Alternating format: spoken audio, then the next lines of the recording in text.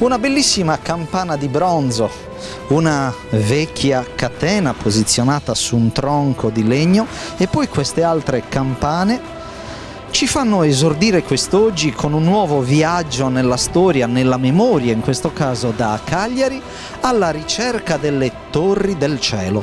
La Sardegna è un'isola straordinaria che presenta delle architetture legate alle torri. Basti pensare all'antica civiltà nuragica che rappresentava la cosiddetta Manhattan del Mediterraneo. Ma termini giornalistici a parte, la Sardegna presenta altre architetture legate alle torri. Pensate alle chiese, alle cupole, alle torri campanarie, ma anche alle torri che venivano denominate i castelletti delle miniere. Andremo anche al loro interno, ma soprattutto ci soffermeremo su tutte le torri spagnole che vennero realizzate per circumnavigare in un certo qual modo la Sardegna, per sorvegliare l'eventuale arrivo di pirati o di corsari dal mare, per avvisare le popolazioni locali, e di torre in torre venivano mandati dei segnali, venivano mandati dei messaggi dei quali parleremo in TV nel corso delle nostre puntate delle Torri del Cielo. Vi aspettiamo tutti i venerdì